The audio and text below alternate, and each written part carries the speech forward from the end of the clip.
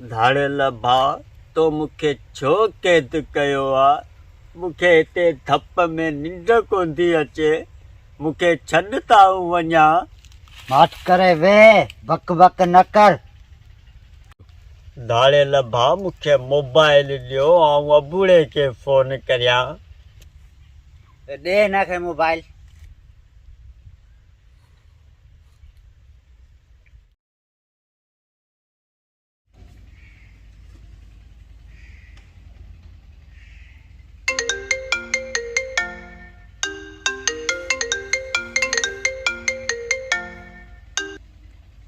Hello, senior inspector Aburo speaking. अबूड़ा, ऐं कबूड़ो पियो ॻाल्हायां। तूं हींअर किथे आहीं ऐं छा पियो करीं? मां हिन वक़्तु चांहि जे कोप में पाणी पी रहियो आहियां। तूं पाणी पोइ पी, पहिरीं मूंखे हितां छॾाए। इन धाड़ेल भाउ मूंखे हिते अगवा कयो आहे। हिते ॾाढी धप आहे, मूंखे निंड कोन थी अचे। तूं जल्दी अच। फिकर न कर, मां अचां थो, फिकर न कर। अच्छा, त माना हाणे न ॾिजां? ठीकु आहे।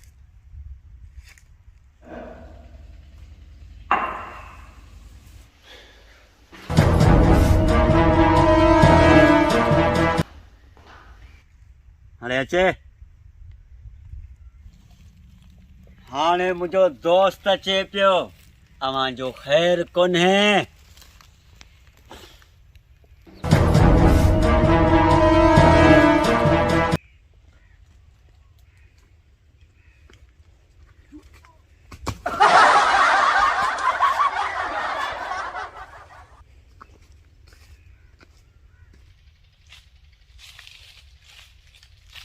अस्सलाम वालेकुम। ॿियो तूं तैयार आहीं? हा धाड़ेल, तो मुंहिंजे दोस्त कबूड़े खे छो अगवा कयो आहे? हा, छो अगवा कयो आहे? भा धाड़ेल, महिरबानी करे मुंहिंजे हमरा खे छॾ। न कोन छॾींदे तूं छा कंदे? तूं जेकॾहिं कोन छॾींदे त आऊं रुअंदुसि।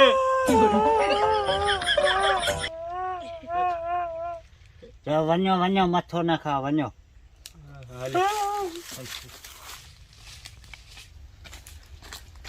अबूड़ा जी, कबूड़ा हुते ॾाढी धप हुई।